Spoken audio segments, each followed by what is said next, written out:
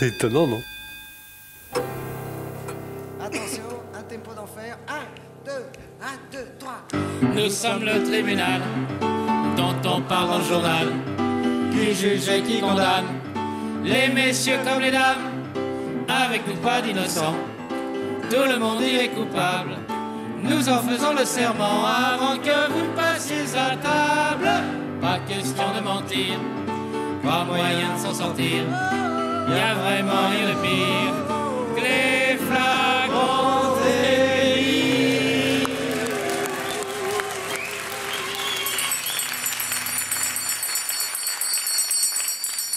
L'audience est reprise.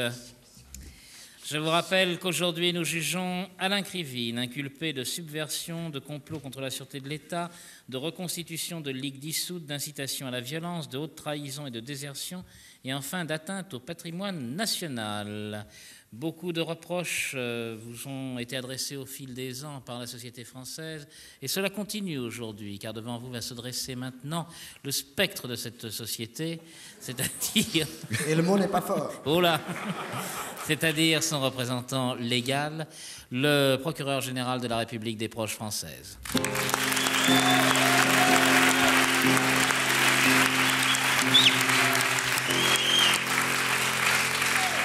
C'est la camarde enchaînée, on l'appelle d'ailleurs. Les camarades enchaînés. Comme spectre. Mes frères, non. Non. Mes sœurs. Non. Frères, sœurs, françaises, français, belges, belges, mon président, mon chien, monsieur l'avocat le plus bas d'Inter, mesdames et messieurs les jurés, public chéri, mon amour. Ce n'est qu'une impression, il me semble que dans ce pays, depuis qu'un politicien usé en a chassé un autre, on entend beaucoup les gens de gauche parler de la gauche dans les médias. Avant, on entendait les gens de droite parler de la droite dans les médias, c'était pas marrant, non plus. On n'entend pas beaucoup parler de l'extrême gauche dans les médias, mais c'est quand même beaucoup, ça me paraît trop. Aussi bien, sans plus attendre, mesdames et messieurs les jurés, je vais vous parler d'autre chose que de la gauche, je vais vous parler des cons.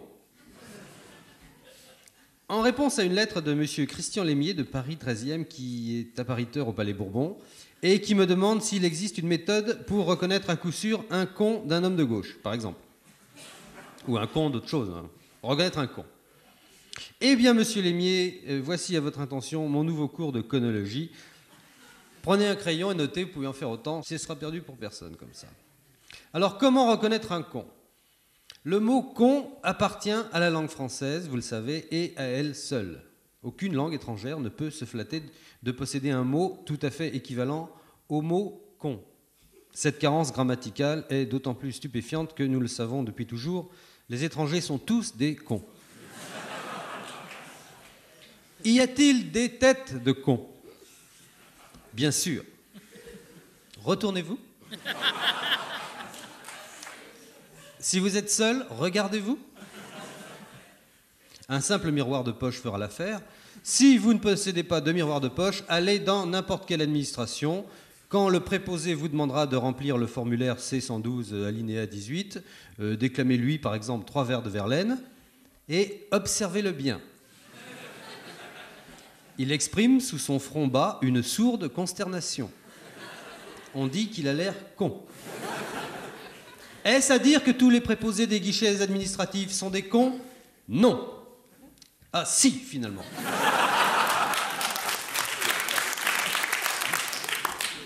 Existe-t-il des signes extérieurs de conneries ?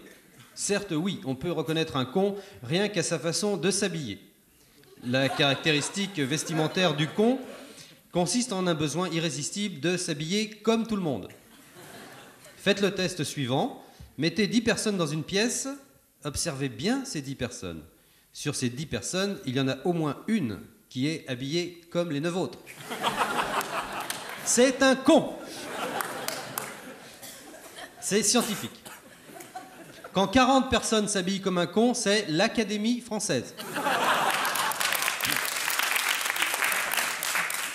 Quand 1000 personnes s'habillent comme un con, c'est l'armée française. Peut-on reconnaître un con à sa démarche ? Oui, la démarche du con est très caractéristique, quoique fort difficile à décrire par le seul moyen du vocabulaire. On peut cependant, en un mot, si l'on veut bien m'excuser le manque de rigueur scientifique de l'expression, décrire la démarche caractéristique du con en disant que quand il part, on dirait qu'il revient. Et les cons affirment, direz-vous. Eh bien, ils vont à Lourdes.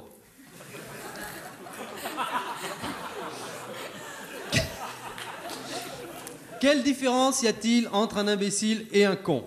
Il existe une différence essentielle entre l'imbécile et le con qui tient en une seule formule d'une grande rigueur et d'une grande simplicité. L'imbécile vote Mitterrand, le con vote Giscard et vice-versa. Les cons ont-ils bon moral ? Oui, oui. Les cons sont très contents de l'évolution de la situation internationale.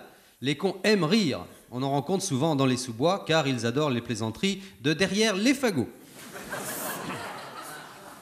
L'optimisme du con fait plaisir à voir. Par exemple, les cons croient vraiment que si la chemise de Paul est plus blanche que la chemise de Jacques, c'est grâce à Persil anti-redéposition. Ça, il en est sûr.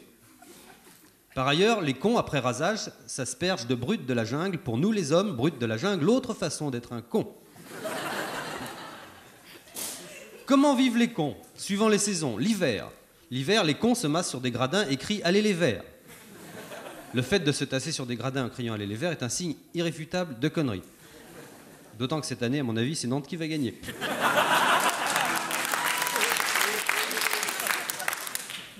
L'été, les cons foncent tête baissée vers les plages où ils aiment à s'agglutiner pour ne pas perdre une miette de la chaleureuse promiscuité immobilière de la ville.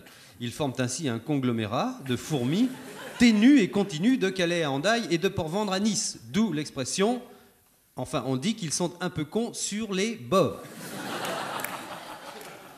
Au printemps, les cons ne vont pas chez le coiffeur, ils vont à Lourdes. À l'automne, les cons reviennent de Lourdes, sauf ceux qui se sont noyés en s'approchant trop près du Mannequin Peace. Les cons militaires sont-ils plus dangereux que les autres ? Affirmatif. Ils sont féroces, ils poussent des cris de bêtes. Entendez-vous dans nos campagnes mugir ces féroces soldats ? Oui, c'est des cons. Les enfants peuvent-ils être cons ? Oui. Pas les miens, ils sont à l'école libre. Mais cela peut arriver. J'ai personnellement observé lors d'une visite à l'hôpital des enfants malades de Paris, 2 enfants paralysés des 2 jambes se foutent de la gueule d'un autre enfant prisonnier d'un poumon d'acier. Il peut pas bouger la tête, elle a l'air. Donc, soyons sereins, Françaises, Français, la relève de la connerie est assurée. Y a-t-il des cons célèbres ? Oui, oui, oui. Hélas, la liste est très longue, trop longue pour la citer ici. Je citerai seulement celui qui, à mon humble avis, est le roi des cons. J'ai nommé le célèbre mathématicien Euclide, qui affirme sans rire, je cite, « La ligne droite est le plus court chemin d'un point à un autre. » Quelle connerie ! Chacun sait en effet que la ligne droite ne peut être le plus court chemin d'un point à l'autre, jamais, sauf dans un cas, évidemment, si les 2 points sont en face l'un de l'autre.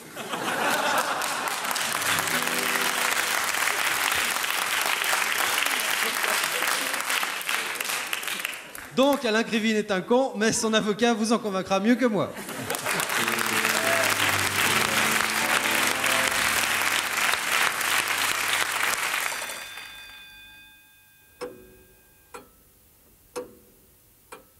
C'est étonnant, non ?